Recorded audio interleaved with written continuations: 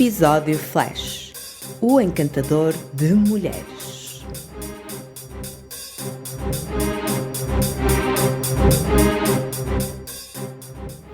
Um aviso aos ouvintes: o seguinte podcast apresenta conteúdo que pode não ser indicado para todas as pessoas. A maioria das pessoas sonha em encontrar a sua alma gêmea e planeia um dia partilhar o resto da sua vida com ela. Há quem queira formar uma família com filhos, outros optam por não os ter. Cada um vê o futuro à sua própria maneira. Mas imagino que no momento em que decidem assumir um compromisso duradouro com outra pessoa, ninguém pensa que a relação vá terminar em separação ou em divórcio. Para Drew Peterson, o problema não residia na separação ou no divórcio, nem mesmo no efeito que este acontecimento poderia ter sobre os filhos.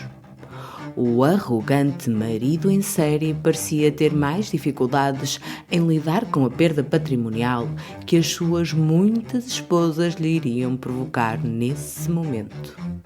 Até que ponto estava disposto a ir para impedir que ficasse financeiramente dilapidado? Seria capaz de quebrar os juramentos que tinha feito durante a sua longa carreira policial? Afinal, Drew Peterson parecia não ter qualquer pudor em quebrar os votos matrimoniais, mas teria o que era necessário para ir até às últimas consequências?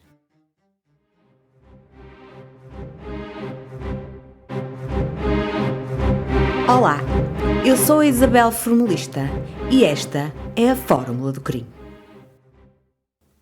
Drew Peterson nasceu em 1954 em Bolingbrook, um subúrbio de Chicago, no estado do Illinois. A sua infância e adolescência parecem ter sido relativamente normais, sem relato de qualquer evento traumático ou comportamento que pudesse fazer adivinhar o pior. Na escola, envolvia-se em atividades desportivas e praticava com frequência corta-mato.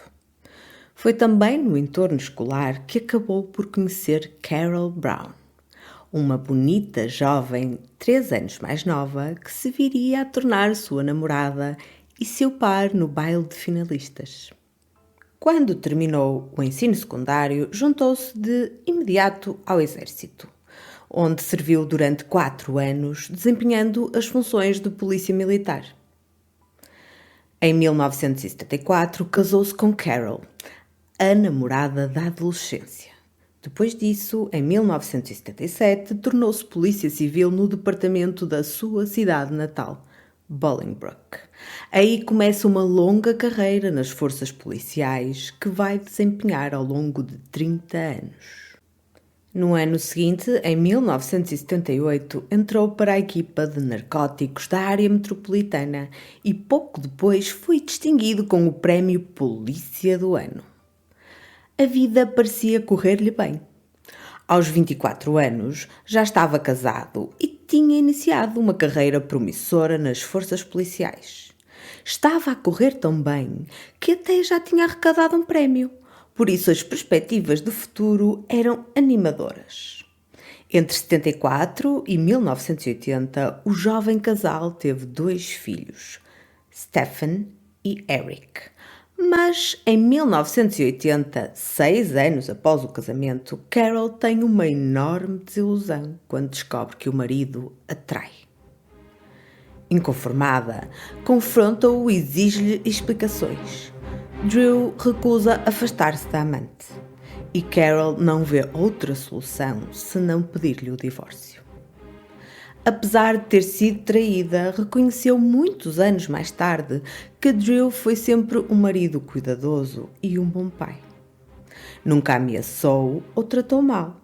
Contudo, podia ser bastante controlador. Após o divórcio, o pagamento da pensão de alimentos estipulado foi sempre feita. Drew cumpria as suas obrigações de pai. Ia buscar os filhos regularmente aos fins de semana para participar das suas vidas e não tinha razão de queixa do ex-marido. À parte de pequenos desentendimentos normais entre pais separados com filhos em comum, davam-se todos bem. A amante com quem Drew enganou a esposa, Carol, entretanto tornou-se namorada. Com a convivência, Kyle, a agora namorada, foi-se apercebendo da personalidade do companheiro, que demonstrava cada vez mais abusar do poder e do estatuto inerente à sua atividade enquanto polícia. Reconheceu-lhe traços muito controladores e decidiu que não queria continuar o relacionamento. O encantamento que Drew provocava nas mulheres não demorou muito a produzir efeitos. Em 1982, casa-se pela segunda vez com Vicky Connolly. Este casamento durou 10 anos e não tiveram filhos em conjunto. Vicky, a segunda esposa, afirmou que foi vítima de vários episódios de violência doméstica, tendo chegado a dizer que Drew lhe tinha apontado uma arma 3 ou 4 vezes durante o período em que estavam casados. E que numa dessas vezes apontou a arma à cabeça de Vicky, dizendo-lhe que a ia matar e que em seguida se suicidaria. Em outra ocasião, durante uma discussão, Drew Peterson agarrou-a pelo pescoço e chegou a dizer-lhe que a mataria de forma a que parecesse um acidente. A sua necessidade de controle era tão forte que terá inclusivamente colocado escutas na casa, de forma a monitorizar a então esposa. A este ponto já é perceptível que Drew tem vindo a aumentar a agressividade com que trata as mulheres, passando de um comportamento considerado controlador para a agressão física e a ameaça. O divórcio terá sido mais uma vez disputado pela descoberta de uma relação extraconjugal. A segunda mulher de Drew Peterson tornou-se ex-mulher quando descobriu que o marido mantinha um caso com Kathleen Savio, que viria a tornar-se na sua terceira esposa. O segundo divórcio deu-se sem precalços, de forma até amigável, e Vicky não lhe exigiu nenhum dinheiro da sua pensão de polícia. No entanto, mesmo depois da separação, Peterson continuava a querer controlar a vida de Vicky. Seguia-a com frequência e chegou a invadir a sua casa. Isto porque, depois do divórcio, Drew ofereceu-se para mudar as fechaduras da casa de Vicky. E um dia, a ex-mulher acordou durante a noite e deparou-se com o polícia no seu quarto. Que medo! Já imaginaram um susto? De acordo com Vicky, Drew não disse uma única palavra. Depois de se aperceber de que tinha sido visto, Drew deu meia volta e saiu. Talvez se tratasse de um aviso. Se quisesse continuar a dificultar-lhe a vida, podia. Que crueldade! Drew Peterson tinha uma necessidade enorme e tirava absoluto prazer em desfrutar do poder e do controle. Agora que estavam separados, se Vicky decidisse abrir a boca e partilhasse os tormentos e as ameaças que sofreu durante o casamento, ele teria como se vingar. Por isso, Vicky decidiu ficar de boca fechada e muito provavelmente agradeceu o facto de se ter livrado de tamanha prisão. Só que durante estes anos não é só a vida matrimonial que vai de mal a pior. A sua carreira, no início tão promissora, parece também não estar a progredir no melhor sentido. Drew foi investigado por conduta inapropriada e considerado culpado em várias infrações, tais como desobediência e falha por não ter reportado um suborno. Drew Peterson chegou a ser despedido na sequência destes acontecimentos, mas recorreu e conseguiu ser novamente admitido no ano seguinte. Sem dúvida, Peterson é uma pessoa persistente. Não aceita que ninguém se intrometa no que considera ser o seu objetivo. Então, se isso tiver implicações no seu próprio bolso, a coisa pode efetivamente tornar-se bem mais obscura. A esta altura, a sua personalidade arrogante ia-se tornando cada vez mais dominante. Com certeza achava-se a última bolacha do pacote. Só pode. Tinha conseguido dominar os 3 pontos que mais prezava: mulheres, dinheiro e poder. Mulheres, porque apesar de estar mais velho, não tinha qualquer problema em conseguir casar-se com esposas cada vez mais jovens e bonitas. Dinheiro, porque o seu estatuto na polícia permitia-lhe ter um rendimento apreciável. E finalmente poder, porque era ele que estava no controle. Não controlava só as mulheres da sua vida, como tinha conseguido eficazmente controlar todas as políticas e procedimentos que as forças da autoridade tinham colocado em prática para evitar eventuais violações de conduta.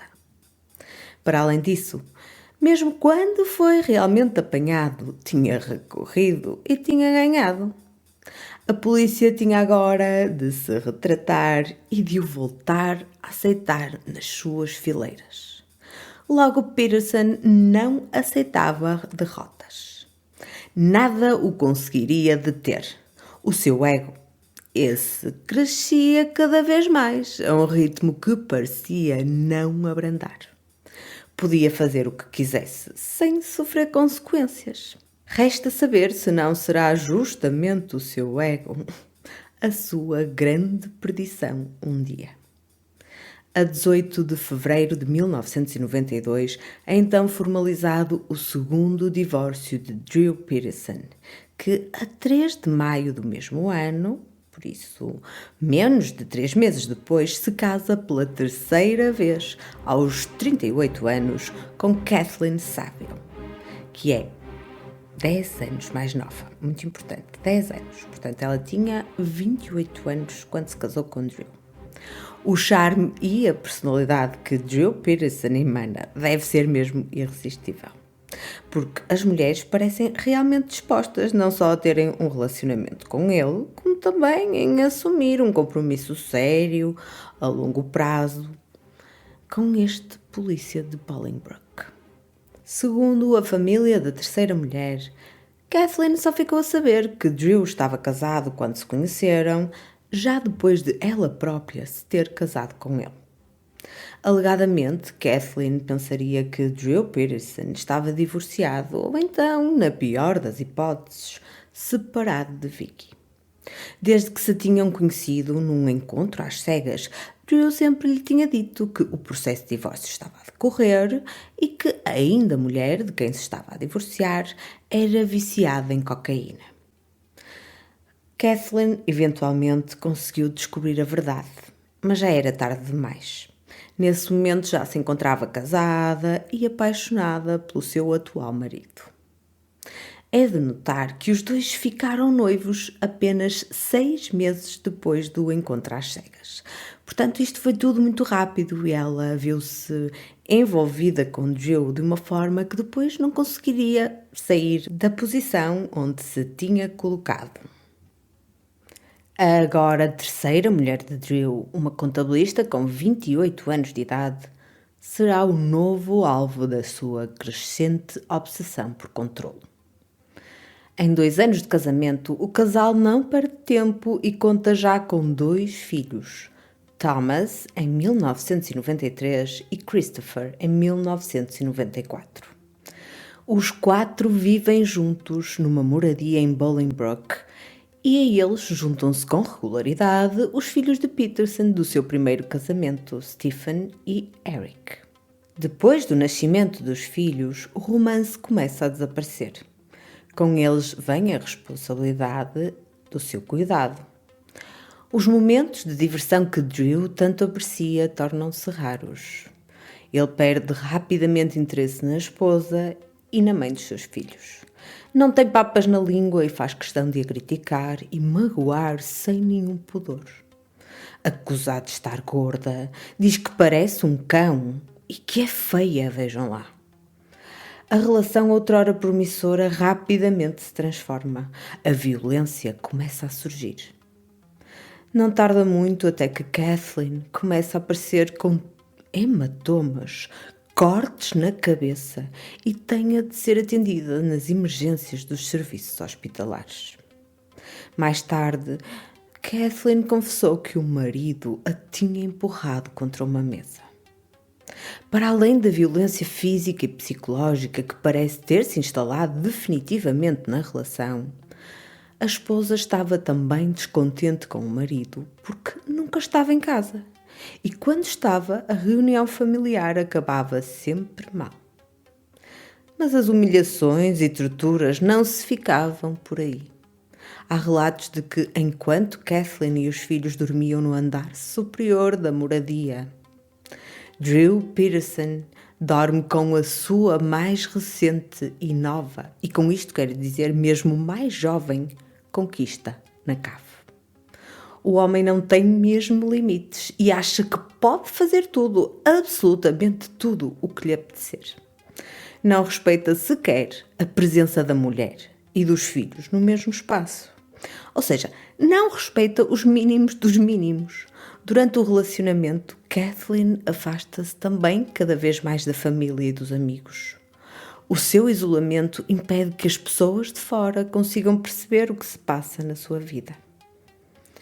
Em outubro de 2001, quando o casamento já está por um fio e os abusos são cada vez mais frequentes, Kathleen recebe uma carta anónima que a avisa da traição do marido. A carta é muito específica e aconselha a ter extremo cuidado com a forma como vai reagir ou pedir ajuda.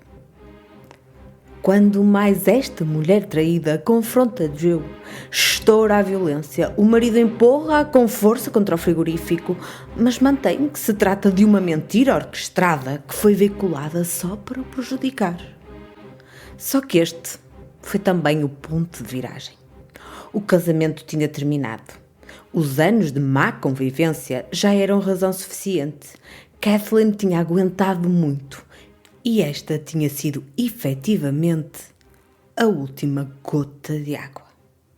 Em 2002, Drew foi viver com a jovem Stacy, a mesma com quem ele tinha estado na casa da anterior esposa, que à altura tinha 17 ou 18 anos. Para piorar a situação, Drew não só foi viver com a amante, com quem tinha traído a esposa, como também comprou uma casa exatamente no mesmo bairro, ao fundo da rua.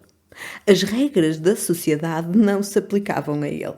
Drew fazia as suas próprias regras, desafiou tudo e todos. Juntou-se com a amante e comprou uma casa a meros metros de distância da casa onde tinha vivido com Kathleen e com os filhos. Que audácia! Que afronta para Kathleen! Tinha o marido a viver com a amante à vista de todos e tinha de se cruzar e de presenciar a felicidade do recém-casal, que para além disso faria questão de gozar e de provocar a esposa traída. Kathleen teve de suportar quando passavam por sua casa, propositadamente, por exemplo, de patins, e lhe mostravam entre gargalhadas o dedo do meio. Isso já para não falar que Stacy era uma miúda, era mais nova do que, pelo menos, o filho mais velho de Drew Peterson. O ciclo repete-se e é inegável. Mais uma vez, Drew é apanhado a trair a mulher. Mais uma vez, quando é descoberto, junta-se ou casa-se com a amante pouco depois. Mais uma vez, vai ter um par de filhos nos primeiros anos após o casamento. Depois as responsabilidades aumentam, as mulheres envelhecem e o seu corpo altera-se. O divertimento que tanto o entusiasma acaba. Começa a violência e a tortura. E por fim, também o casamento termina. Com todas estas circunstâncias agravantes, o divórcio torna-se obviamente contencioso. Drew pode ter destruído o casamento e até a autoestima de Kathleen, mas ela estava disposta a atingi-lo onde lhe doía mais, no seu bolso. Entre 2002 e 2004, a polícia foi chamada à residência da família por 18 vezes, devido a distúrbios domésticos. Por vezes era Drew o atacante, outras vezes era Kathleen. Entre estes distúrbios, Kathleen queixava-se de agressões, invasões de propriedade e falha de Drew em entregar os filhos atempadamente. Numa das idas da polícia, aquela que se calhar chama mais atenção, a 5 de julho de 2002, Kathleen diz que Drew invade a casa, ordena-lhe que se sente nas escadas, mantém-na durante horas no mesmo sítio, ameaça-a com uma faca e diz que a vai matar. Drew nunca é detido. Não nos podemos esquecer que os polícias são seus colegas de departamento. Não tomam nenhuma medida, tendo até chegado a desvalorizar a situação. Para eles, tratavam-se de simples desavenças entre o casal. A 14 de novembro de 2002, Kathleen envia uma carta ao procurador assistente do condado de Will, onde afirma que o ainda marido sabe como manipular o sistema e que o seu próximo passo será retirar-lhe os filhos ou assassiná-la. Basicamente, Kathleen implorou por ajuda, pediu que travassem as ações do marido. E qual foi o resultado? Absolutamente nenhum. Nada. Rianda ria, niente. Mais uma vez, Drew passa por entre os pingos da chuva e sai incólume. Até que 1 ano e meio depois, tudo mudou. Drew Peterson passou o último fim de semana de fevereiro de 2004 com os filhos. No domingo tinha de entregar os meninos em casa da mãe. Agindo em conformidade, dirigiu-se à casa de Kathleen, mas parecia que não estava ninguém. Como não lhe atenderam a porta, Drew tentou ligar, mas o telefonema não foi atendido. Voltou para casa e no dia seguinte, segunda-feira, e dia 1 de março de 2004, ainda ninguém sabia onde estava Kathleen. Drew Peterson pediu a alguns vizinhos que o acompanhassem até à casa da ex-mulher, de forma a ver se estava tudo bem com ela. O corpo de Kathleen Saville acabou por ser descoberto na casa de banho. Estava no interior da banheira, encolhida em posição fetal. Tinha o cabelo manchado com sangue e molhado, mas estranhamente a banheira estava seca. Apresentava um corte, uma ferida com cerca de 3 centímetros na parte de trás da cabeça. Tinha as pontas dos dedos enrugadas, como se tivesse estado muito tempo dentro d'água, e estava inanimada. A morte foi considerada acidental, mas as pessoas próximas de Kathleen Saville desconfiavam de Drew. A polícia avaliou a cena e achou que Kathleen tinha escorregado e batido com a cabeça. Posteriormente, a água tinha sido drenada da banheira. Logo, Kathleen Saville tinha morrido por afogamento acidental. O álibi que Drew apresentou foi corroborado pela sua agora quarta esposa, Stacy, que disse ter estado sempre com o marido em casa do casal. Pois é, nesta altura, mais uma vez, Drew Peterson apressou-se a casar com a nova amante. Os dois estavam, nesta altura então, já casados há cerca de 5 meses. O depoimento da recém-esposa foi recolhido de maneira muito informal e, basicamente, porque não há outra forma de classificá-lo, é extremamente irresponsável. Stacy foi questionada na presença do marido, nunca na sua ausência. Se isto se pode admitir, não só a testemunha não está sozinha, como está acompanhada precisamente pelo principal suspeito, que é parte interessada no desaparecimento de Kathleen. Pior, o seu testemunho é o que lhe vai garantir o álibi e desviar as possíveis desconfianças que possam recair sobre si. Lembrem-se, isto não se passou propriamente no século XIX. Estes polícias treinados, que supostamente dominam as técnicas de interrogatório, não fizeram nada do que era suposto. Quer-se dizer, se metem o pé na poça em algo tão básico, nem quero pensar no que farão em situações mais complicadas. Para além disso, são colegas de Drew. Agora, que implicações ou que tipo de influências sofreram por causa deste vínculo? Não sei. Todo o panorama dá muitíssimo aso a suspeitas.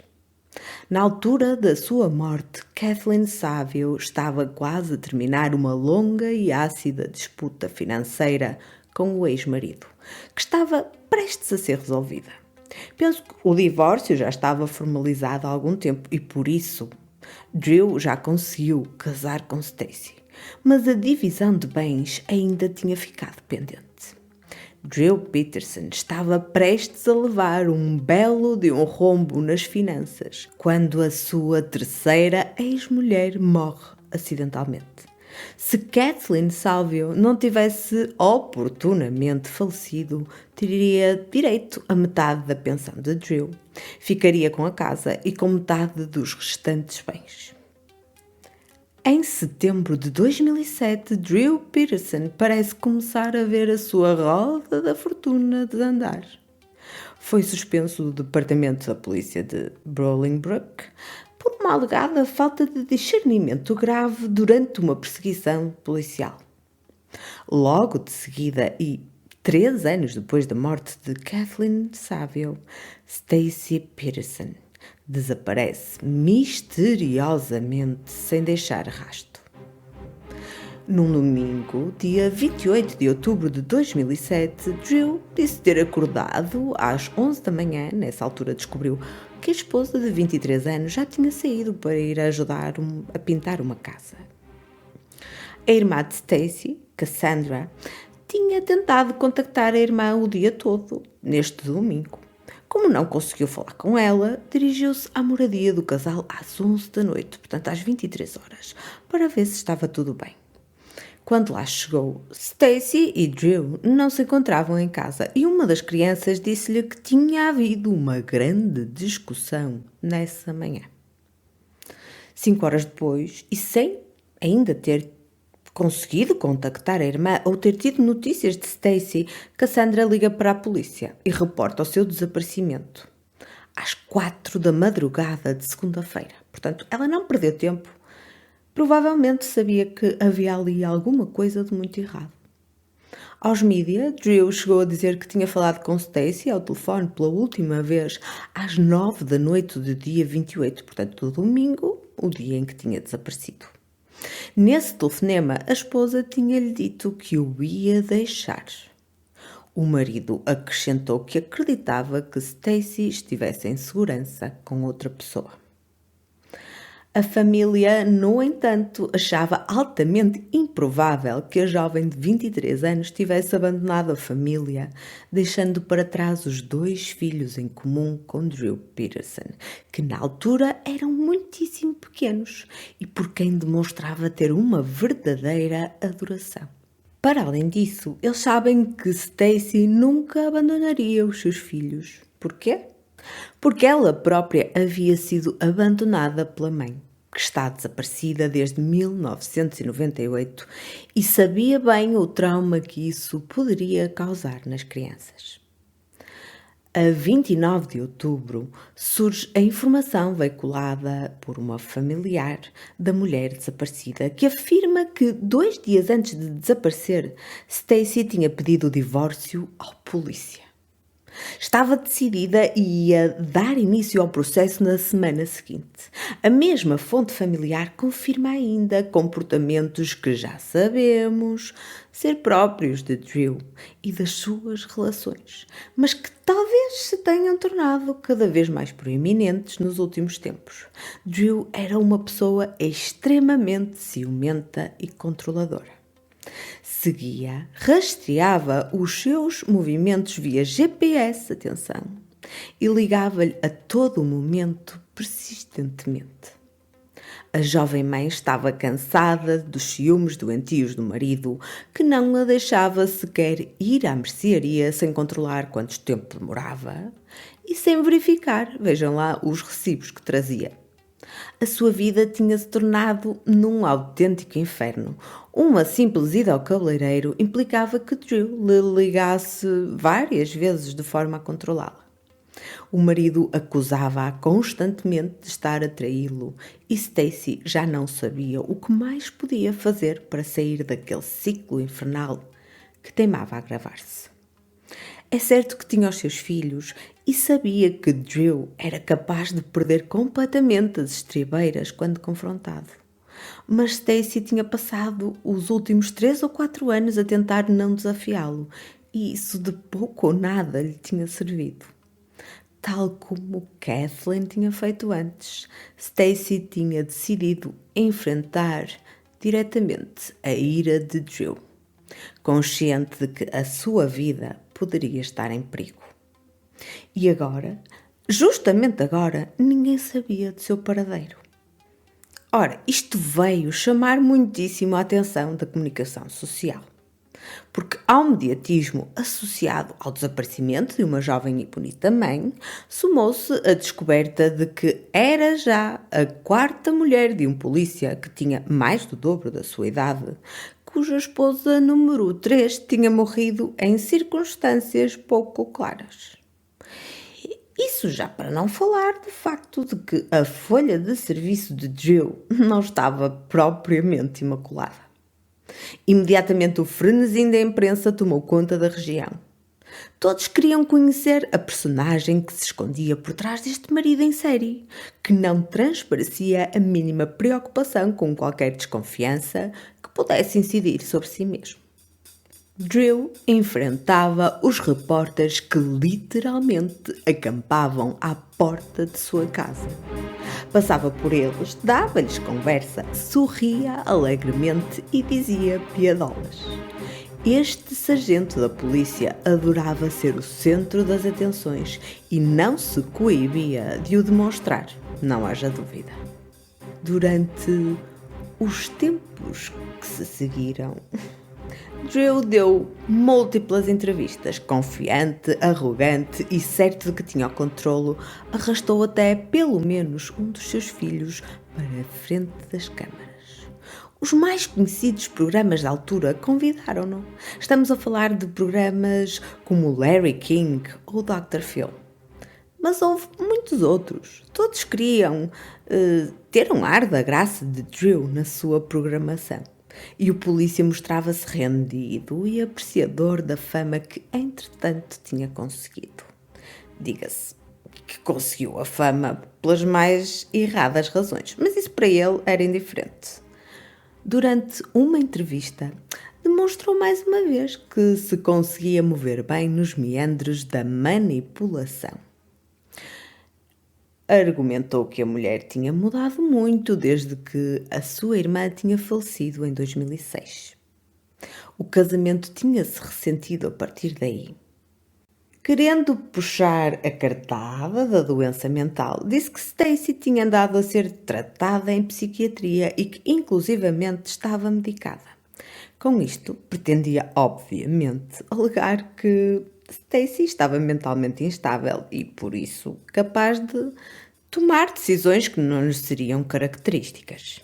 Isto é, decisões que não seriam consistentes com o seu comportamento normal. Dessa forma, lançava a dúvida de que tivesse tido, por exemplo, uma crise emocional que a teria levado a desaparecer. E quem sabe se não pretendia também levantar a suspeita de poder ter cometido suicídio. Como vemos, Drew Peterson sabe como manipular e semear a semente da dúvida. Na verdade, o casal chegou até a fazer uma espécie de terapia com um ministro religioso. Foram várias as sessões, mas o conselheiro matrimonial não notou qualquer progresso positivo no relacionamento dos dois. Drew Peterson tinha a certeza de que conseguia e podia manipular tudo e todos. E essa certeza era desconcertante. Pouco depois de Stacy ter desaparecido, um dos repórteres que avidamente vigiava cada ação do sargento reparou que os filhos de Peterson estavam a ver as notícias do desaparecimento da jovem na televisão. Isso causou-lhe alguma estranheza. Estaria Peterson a tentar manipular os próprios filhos? Quer dizer, seria de esperar, ou pelo menos assim penso, que os filhos fossem protegidos de eventuais notícias, se Stacy estivesse realmente apenas desaparecida. Vá que aparece, os miúdos estavam a ser expostos à situação de stress desnecessariamente, não acham? Mas isto é apenas um dos exemplos onde desconfio que o pai estivesse a manipular os próprios filhos. Entretanto, não foram poupados recursos na busca por Stacey Peterson. Todos demonstravam extrema preocupação com a jovem mãe que teimava em não dar notícias. Todos ansiavam o seu retorno.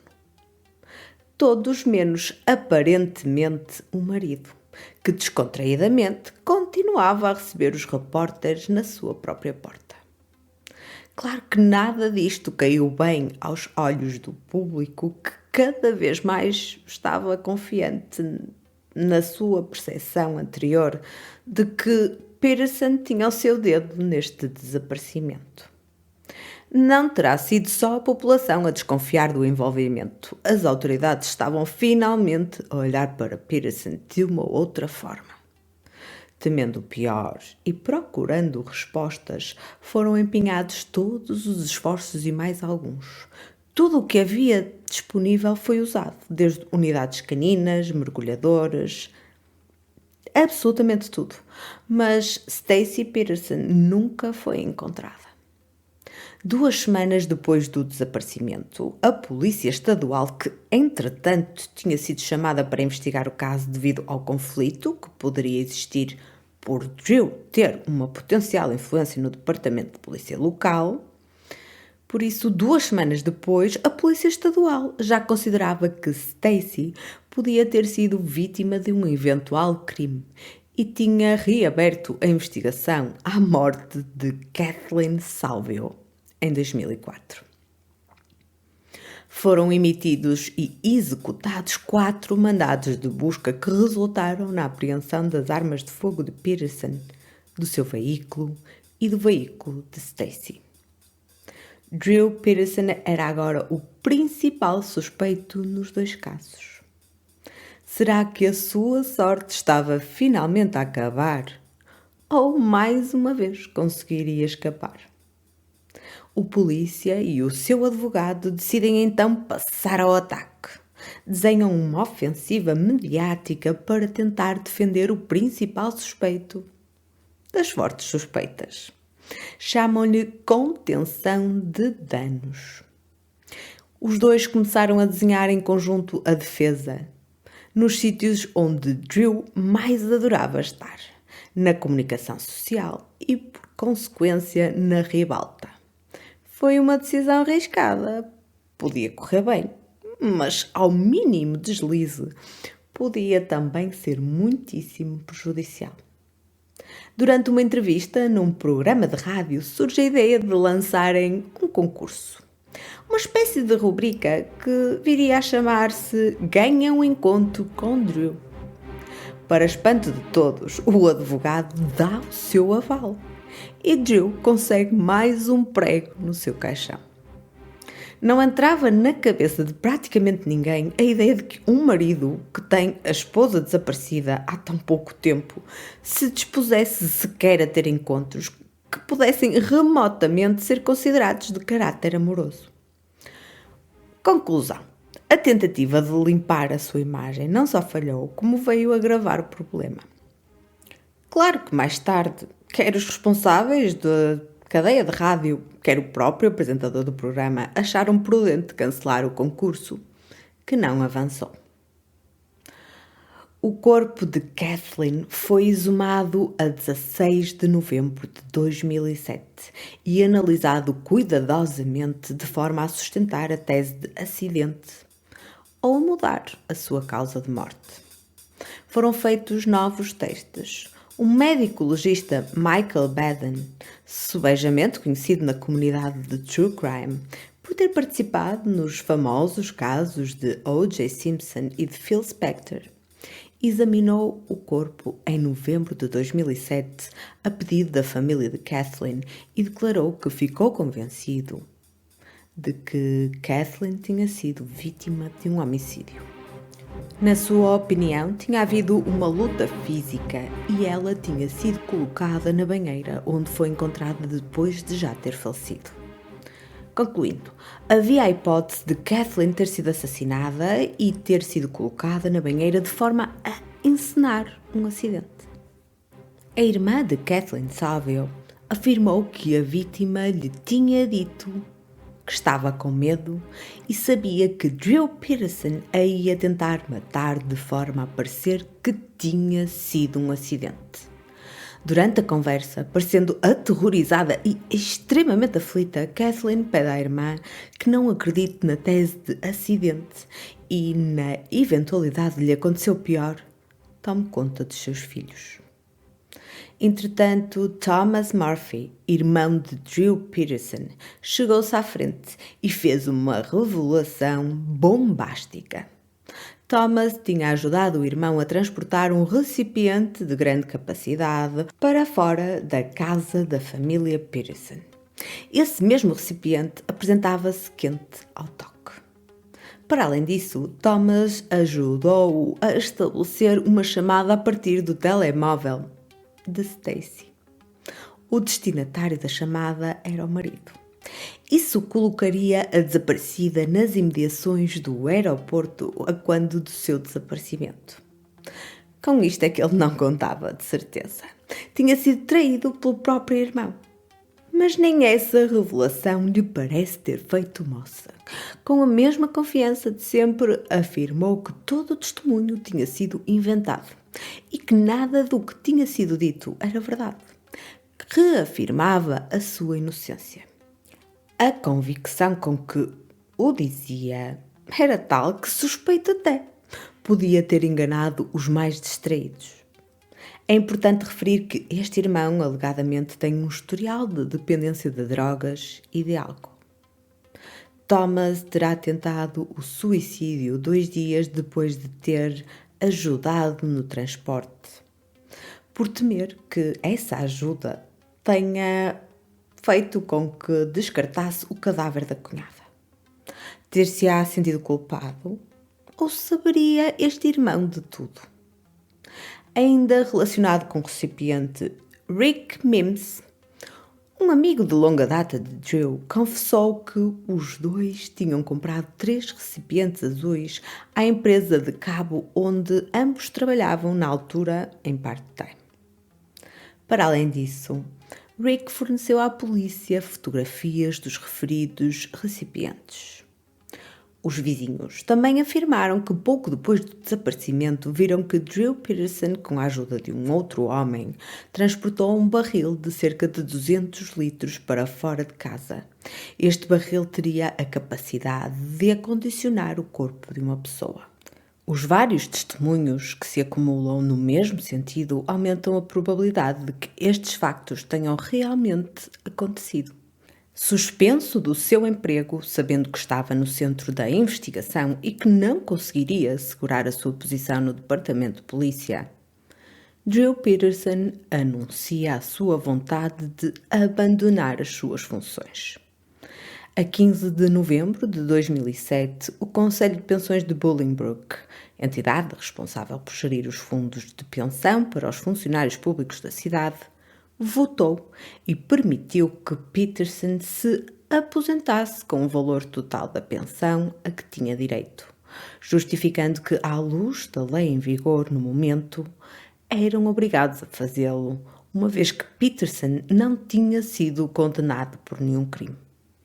Isso quer dizer que Drew Peterson ia oferir cerca de $6.000 por mês. Por isso, aos 53 anos de idade, já sem ter de pagar pensões alimentícias ou de qualquer outro caráter e com património, note-se que o património de Kathleen ou não chegaria a ser dividido ou ficaria para os filhos de ambos, Drew Peterson teria um rendimento confortável que lhe permitia cuidar dos menores e viver os anos vindouros de forma confortável. Por fim, em 21 de fevereiro de 2008, a morte acidental de Kathleen Saville foi oficialmente reclassificada como homicídio. A autópsia realizada a 3 de novembro, depois da exumação do corpo, concluiu que a sua morte resultou mesmo de um crime. Um ano depois, a 7 de maio de 2009, o principal suspeito foi detido e acusado de homicídio.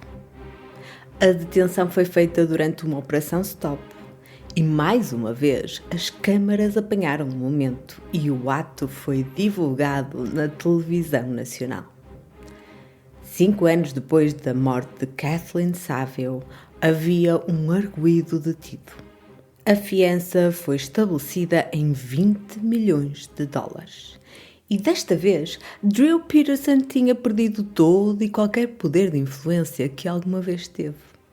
A sua sorte seria decidida por um punhado de pessoas e pouco podia fazer. Ou será que podia? Pois, como já é típico da sua personalidade, não se deu por derrotado e muito menos ficou de braços cruzados. Contratou uma mega equipa de advogados, mais precisamente 6, que ficaram encarregues da defesa do seu caso. Não só eram muitos, como também eram extremamente experientes. Como se de uma ironia do destino se tratasse, esta equipa parecia espelhar a controversa atitude do seu cliente. Falavam muito, diziam piadas, faziam brincadeiras e faziam também de tudo um pouco para chamar a atenção sobre si próprios. Como acontecia com o seu cliente, arrogância e autoconfiança não lhes faltava. Uma vez mais, a equipa legal de Drew Peterson optava por arriscar nas decisões que tomava, chegando até a ser desrespeitosos nos comentários que faziam em relação à esposa desaparecida. Enfim, nem sequer tenho palavras para classificar tamanha conduta. A equipa legal, que, por definição, deveria ser séria e consciente, por vezes parecia ter sido contaminada com qualquer vírus da imbecilidade. De qualquer forma, quem mais sofreu com isso foi precisamente o homem que estavam a tentar defender. Mas essa atitude, embora inaceitável, tinha uma razão de ser. Erradamente tinham considerado que ia ser um caso fácil, uma vez que não tinha pernas para andar.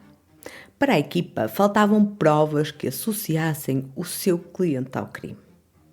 A acusação tinha apenas o argumento de que a morte tinha sido despoltada por um divórcio amargo e isso não era de todo suficiente. Por isso, decidiram cantar de galo e incendiaram ainda mais o mediático julgamento.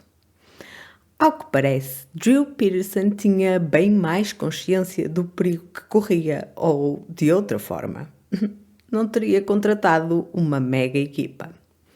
Será que a defesa foi negligente na abordagem que fez do caso? Não sei se foi ou não, mas que confiaram demasiadamente na não condenação. Acho que posso afirmar que sim. A acusação não estava disposta a perder e não suportavam a ideia de deixar que o ex-polícia permanecesse livre depois de ter maltratado pelo menos 3 das 4 esposas durante décadas. A equipa de defesa era grande e experiente, mas ia enfrentar um verdadeiro colosso. Do outro lado estava o procurador James Glasgow, uma experiente raposa que ia lutar com todos os seus trunfos. No que dependesse dele, o arguido não ia voltar a ver nem mais um pôr do sol em liberdade. Durante o julgamento, Glasgow não perdeu uma oportunidade de ser pungente.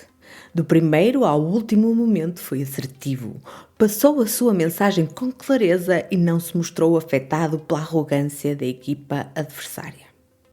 Sem papas na língua, criticou as forças policiais e os detetives encarregues pela investigação inicial. Evidenciou o tratamento especial que foi dado ao arguido, que não só violava todas as regras, como lhe permitiu imiscuir-se no local do crime e na própria investigação. Ao que parece, o detetive encarregue de investigar o caso nunca tinha sequer lidado com um homicídio.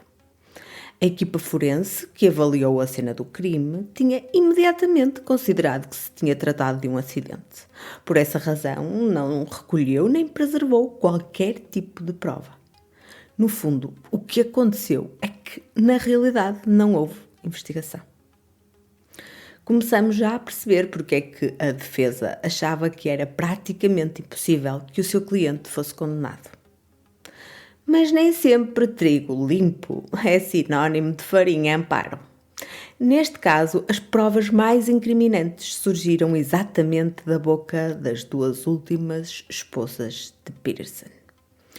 Kathleen testemunhou com toda a certeza a partir do seu túmulo e Stacy muito provavelmente também, porque, sejamos sinceros, não há grandes probabilidades de que tenha sobrevivido ao fatídico dia em que desapareceu. Mais uma vez, o sábio procurador soube explorar ao máximo todos os sintomas e sinais que as duas tinham deixado para trás. Várias pessoas foram chamadas e deram testemunhos indiretos, que são testemunhos com base no que outros lhe haviam dito. Muitas vezes, se não na maioria das vezes, não são admitidos em tribunal, mas dada a violência do crime, o juiz autorizou. Esta decisão foi recebida como um duro golpe para a defesa. Não estavam à espera, não se tinham preparado para um revés tão grande. As testemunhas contaram ao tribunal o que tanto Kathleen como Stacy lhes tinham confidenciado. Kathleen confidenciou à irmã que Jill lhe tinha dito que a ia matar de forma a que parecesse um acidente e ninguém ia saber que tinha sido assassinada. Já o ministro religioso, que tinha funcionado como conselheiro matrimonial, testemunhou que Stacy havia confessado que Jill lhe tinha pedido um álibi para a noite em que Kathleen Saville morreu. Queria que a agora quarta esposa mentisse para o encobrir. Stacy confessou também ao conselheiro que Jill lhe tinha dito que seria um crime perfeito. Devo acrescentar que o conselheiro matrimonial era também o pastor da igreja que o casal seguia. Ora, o álibi que inocentava Drew Peterson tinha caído completamente por terra. Ainda por cima, como já sabemos, Drew estava presente no momento em que Stacy forneceu à polícia o falso relato. Por isso, o ex-polícia tinha ameaçado Kathleen e, infelizmente, tudo o que lhe tinha dito tornou-se realidade. E Stacy mentiu para proteger o marido. Adicionalmente, Jeff Patcher testemunhou que Peterson lhe ofereceu $25,000 para contratar alguém que assassinasse Kathleen Saville e ter-lhe dito que esse seria um segredo que Jeff teria de carregar até ao túmulo. Jeff Patcher trabalhava na mesma empresa de cabo onde o arguido tinha um part-time. A oferta terá sido feita cerca de 3 meses antes da morte da ex-mulher. Apesar disso, esta testemunha tinha passado criminal e a sua credibilidade não era das melhores, por isso também não poderia ser considerada como a melhor fonte de informação. Mas será que estes testemunhos indiretos e diretos têm tudo aquilo que é preciso para assegurar uma condenação? Havia um claro motivo, e o arguido dispunha dos meios e da oportunidade para perpetrar o crime. A defesa contra-ataca e afirma que não há qualquer tipo de prova física que ligue o suspeito ao crime. Em mais uma julgada arriscada, a defesa chama uma testemunha improvável: o advogado que representou Kathleen Saville no divórcio. Estão confusos? Eu também fiquei. O que é que o advogado da vítima podia dizer a favor da defesa? E agora, muita atenção. O advogado testemunhou que Stacy, a esposa que se seguiu a Kathleen, o tinha contactado dias antes de ter desaparecido. E tinha dito ao advogado de Kathleen que Drew tinha matado a sua cliente. Por esta é que a defesa não esperava. Saiu pior emenda que o soneto. A bomba explodiu-lhes diretamente nas mãos. Mais uma vez, o risco não compensou e ficaram numa posição bem pior do que aquela de onde tinham partido. Mas o que é que eles pretendiam com isto?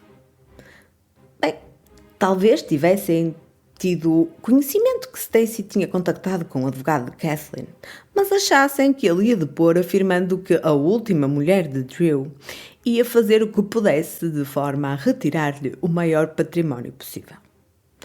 Podia ter sido uma estratégia desenhada para desacreditar Stacy e as suas confissões ao pastor, mas acabou por se tornar num belo tiro no pé. Foi uma estratégia terrível, e a única ideia que tiveram foi chamar a depor o filho de Kathleen e de Drew Peterson, para ver se a coisa melhorava. Thomas afirmou não acreditar que o seu próprio pai tivesse assassinado a mãe. Mais uma vez, Drew usava os filhos para tentar limpar a sua há muito manchada imagem. O mais curioso foi que Drew sentou o filho no banco das testemunhas, mas o próprio, a pessoa mais interessada em defender-se num julgamento que não lhe estava a correr bem, nunca testemunhou. O julgamento terminou e o destino do ex-polícia estava finalmente nas mãos de 12 júris. 2 dias depois, o tribunal anuncia que se chegou a um veredito. O júri tinha decidido e estava pronto para deliberar. A tensão era palpável, as emoções estavam ao rubro, a comunicação social amontoava-se e os nervos estavam à flor da pele. Por fim, a decisão do júri foi comunicada. Drew Peterson foi considerado culpado do homicídio premeditado de Kathleen Savio. O reino de terror tinha finalmente acabado. Peterson não poderia magoar, maltratar, fazer desaparecer ou matar mais nenhuma mulher. A sua arrogância foi por fim derrotada. Ou então não. Drew Peterson teve a audácia de se virar para os polícias que o escoltavam e de dizer: "Parece que isto me vai estragar as férias", deixando no ar a ideia de que se tratava de um pequeno contratempo sem grande significado. Nem quando bateu no seu ponto mais baixo se vergou. Foi uma tremenda vitória para o procurador James Glasgow, que fez questão de salientar que o arguido era um criminoso que usava a arma de serviço e o distintivo para ameaçar pessoas, e ninguém o deteve. Até àquele momento onde ia pagar por pelo menos um dos seus crimes. Na audiência da sentença, Drew Peterson perdeu completamente o tino e, quiçá, deixou cair a máscara. Reclamou. Deu a entender que lhe tinham montado uma armadilha. Dirigiu-se ao procurador e, com extrema raiva, disse que o que ele tinha feito não seria esquecido. Drew Peterson foi condenado a 38 anos de prisão e só pode ser libertado quando tiver 93 anos de idade. Ora, isto era praticamente uma sentença de nunca mais conseguir ficar em liberdade. O caso de Kathleen estava encerrado, mas Stacy continuava desaparecida e o tenaz procurador prometeu fazer tudo o que lhe fosse possível para descobrir onde está Stacy e quem lhe poderá ter feito mal. Infelizmente, Stacy Peterson nunca mais deu sinais de vida e até hoje o seu corpo nunca foi encontrado. Agora que já sabemos que o caso de Stacy nunca foi resolvido, este poderia ser mais um final de um trágico episódio que tinha acabado com a condenação de um cruel homicida que preferiu deixar os filhos sem a mãe a ficar sem parte do seu património. Mas não se esqueçam que estamos a falar de Drew Peterson, por isso, há sempre espaço para sermos surpreendidos. Depois da condenação que recebeu em 2012, o destino de Drew Peterson parecia estar traçado. A menos que se desse uma tremenda reviravolta, quase de certeza que passaria o resto dos seus dias sem voltar a sentir a liberdade. Os 4 filhos menores de Drew acabaram por ser criados pelo irmão mais velho Stephen, que nasceu fruto do primeiro casamento do condenado. Ironicamente, este filho seguiu as pisadas do pai e tornou-se polícia. No início não conseguiu acreditar que o pai era culpado, mas ao longo dos anos tem vindo a mudar o seu julgamento. Passou por algumas dificuldades, deu um ou outro tropeção, mas conseguiu criar os 4 irmãos e mantê-los juntos. Não pode ter sido uma tarefa fácil ou simples. Os traumas devem ser imensos. Atrás das grades, Drew sentiu-se humilhado, revoltado e cheio de fúria. Toda a sua raiva foi canalizada na direção da pessoa que mais o tinha prejudicado, a velha raposa, o procurador James Glasgow. Tinha deixado bem claro que ainda não estava acabado e que nunca esqueceria o papel que Glasgow desempenhou no desígnio do seu destino. O confinamento não ajudou a amenizar a revolta e ela foi crescendo cada vez mais. Sabia que o seu maior desejo era a vingança e estava decidido a fazer o que fosse preciso. James Glasgow teria de pagar pelo que lhe tinha feito. Drew Peterson podia até ter de passar o resto da sua vida na prisão, mas o principal responsável não viveria para continuar a vê-lo atrás das grades. James Glasgow tornou-se por isso no seu alvo e ódio de estimação. Drew Peterson recorreu no sentido de tentar reverter a sentença, argumentando que a mega equipa que o defendeu lhe tinha prestado assistência jurídica ineficaz e que os testemunhos indiretos não deviam ter sido admitidos em tribunal. Entretanto, surgiu uma nova polémica. Drew Peterson tinha montado um plano de vingança e tinha-o preparado enquanto permanecia atrás das grades. A partir da prisão, queria ver quem considerava ser responsável pela sua situação morto. Estava disposto a pagar pelo seu assassinato. O alvo era, como não podia deixar de ser, o procurador que o tinha colocado lá. Drew Peterson não só é capaz de tudo, como também nunca para de nos surpreender. Em fevereiro de 2015, foi acusado de tentar encomendar o assassinato do procurador a partir da prisão. O plano foi revelado por um presidiário que avisou os procuradores e usou uma escuta para recolher provas incriminatórias. O julgamento deste caso avançou e o júri demorou apenas 1 hora a considerá-lo culpado. Em julho de 2016 é sentenciado a cumprir mais 40 anos de prisão. Na audiência da sentença, James Glasgow teve a palavra e disse que uma ameaça contra ele é efetivamente uma ameaça contra todos os procuradores. Tinha razão. Em 2017, todos os seus apelos foram negados e o Supremo Tribunal de Illinois confirma a condenação de Drew Peterson. Em 2024, numa entrevista feita na prisão, Peterson continua a agir de forma muito arrogante, que lhe é característica, e pouco direta. Ora diz que não fala porque não quer que os filhos achem que é o responsável pela morte das mães. Ora diz que não tem nada a dizer e também que não ia ganhar absolutamente nada com isso. Quanto ao desafio de escrever um livro que lhe foi apresentado, não lhe interessa porque não vai conseguir tirar proveitos financeiros. Mesmo atrás das grades, o que o move continua a ser o dinheiro. Por fim, entre sorrisos, diz à jornalista que o está a entrevistar que, a menos que se case com ele não a vai matar. No fim, graceja e diz que está na brincadeira. Os jogos psicológicos nunca terminam para este homem. Ele sabe que não vai sair vivo da prisão. Sabe o que aconteceu a Stacy, mas guarda para si esse trunfo. Ele pode estar encarcerado, mas as pessoas que se preocupam com a jovem mãe nunca mais vão ter descanso.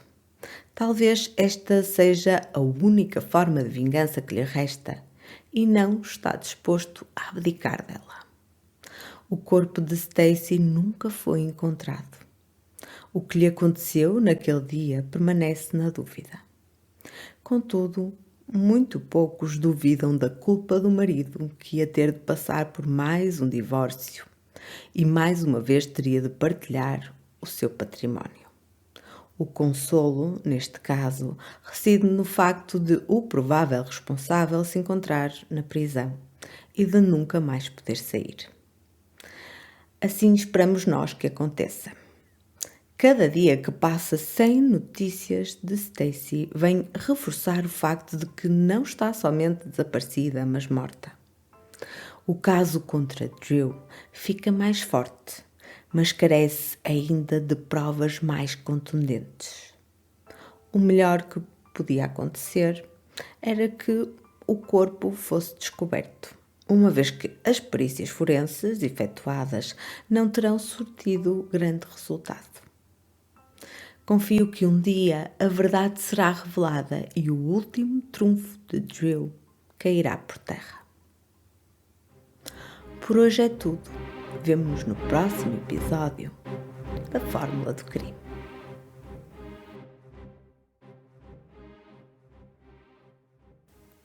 Esta foi uma produção de Fórmula do Crime, a equipa que te traz os crimes reais em português.